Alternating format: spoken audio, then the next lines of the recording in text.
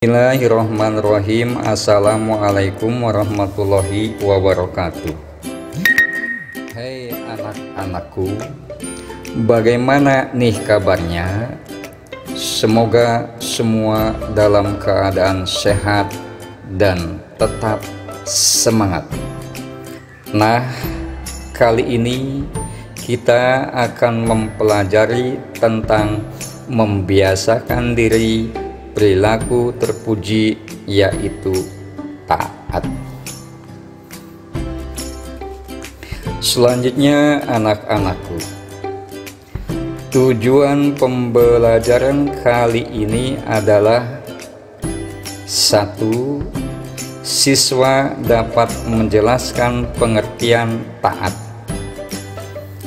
2. Siswa dapat menjelaskan dalil perintah taat. 3. Siswa dapat menjelaskan bentuk-bentuk ketaatan pada Allah dan Rasul-Nya. 4. Siswa dapat menjelaskan dampak positif perilaku taat. 5. Siswa dapat membiasakan diri taat kepada Allah dan Rasul-Nya.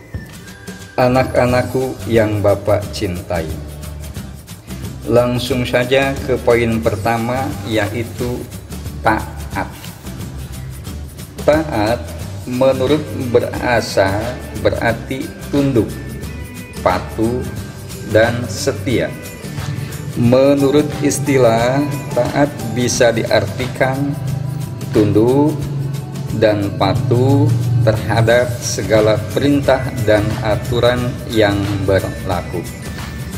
Taat kepada Allah berarti patuh kepada perintah dan aturan-aturan yang dibuat oleh Allah dalam segala hal, baik aturan itu berhubungan dengan ibadah kepadanya maupun aturan yang berhubungan dengan berinteraksi dengan sesama manusia dan makhluk yang lainnya.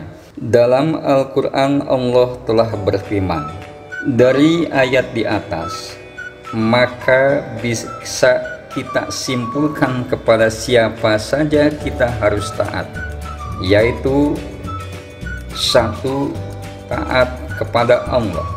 Sebagai seorang muslim, taat kepada Allah adalah yang paling pertama dan utama.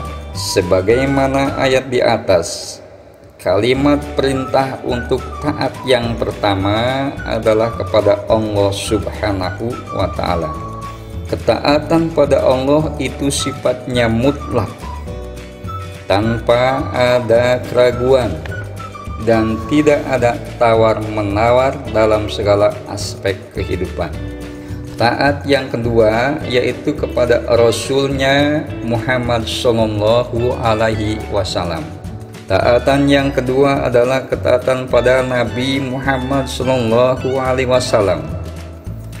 Ketaatan ini pun mutlak, sebagaimana ketaatan pada Allah Subhanahu wa Ta'ala.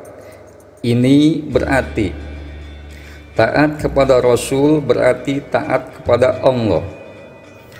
Demikian juga sebaliknya, tidak taat kepada Rasul berarti tidak taat kepada Allah. Karena ayat di atas jelas bahwa perintah pada Rasul adalah wajib. Hal ini terbukti dengan redaksi yang mengulang kata taatilah pada perintah taat yang kedua. Rasulullah Shallallahu Alaihi Wasallam bersabda, artinya dari Abu Hurairah Rasulullah Shallallahu Alaihi Wasallam bahwa beliau bersabda, barang siapa mentaatiku, sungguh dia telah mentaati Allah. Barang siapa bermaksiat kepadaku, maka dia telah bermaksiat kepada Allah. Hadis riwayat Bukhari Muslim. Ketaatan yang ketiga yaitu kepada ulil amri atau pemerintah. Ketaatan yang ketiga adalah perintah taat pada pemimpin. Menurut Profesor Dr. Quraish Shihab, pada kata ulil amri dalam ayat di atas tidak didahului kata taatilah. Ini menunjukkan bahwa ketaatan pada ulil amri tidak berdiri sendiri, tetapi berkaitan atau bersyarat dengan ketaatan pada Allah dan Rasul-Nya. Oleh karena itu, apabila perintah ulil amri itu bertentangan dengan perintah Allah dan Rasul-Nya, maka kita tidak dibenarkan untuk mentaatinya. Selanjutnya, bentuk-bentuk atau contoh ketaatan pada Allah dan Rasul-Nya. Contoh yang pertama, Bapak Soeharto, pemilik sebuah CP Roti Nikmat, yang mewajibkan seluruh karyawan perempuan memakai hijab dan sholat berjamaah setiap waktu sholat, yang bertujuan untuk semakin rajin menjalankan ajaran Islam. Contoh yang kedua, pada suatu sekolah melatih siswanya untuk secara rutin membaca doa Asmaul Husna dan membaca Al-Quran sebelum memulai pelajaran, sholat jamaah, zikir, dan sholat duha, untuk supaya mendapatkan ketenangan hati, ketenangan pikiran dalam menuntut ilmu, sehingga ilmunya berkah dan manfaat. Contoh yang ketiga, Nur Hasanah dilamar oleh seorang pemuda tampan, kaya, lagi terhormat, tetapi dia non-muslim. Sebenarnya hati Nur Hasanah juga mencintainya, karena Islam melarang muslimah menikah dengan lelaki non-muslim. Akhirnya Nur Hasanah menolak lamaran tersebut dengan sopan. Dampak positif ketaatan pada Allah dan Rasul-Nya. Orang yang taat kepada Allah akan merasakan dampak positifnya, antara lain: 1.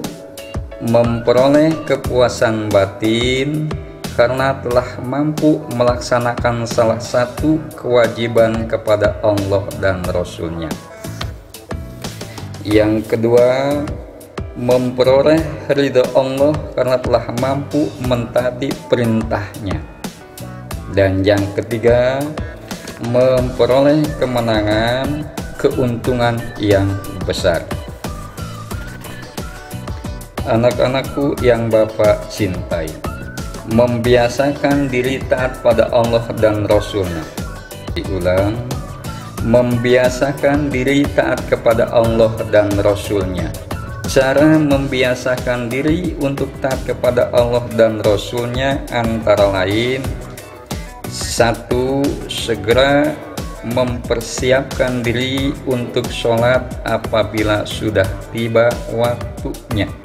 2. Melatih diri untuk disiplin dalam berbagai hal, termasuk belajar dan mengerjakan tugas sekolah. 3. Selalu disiplin dalam mengikuti tata tertib sekolah, baik dilihat guru maupun tidak. 4.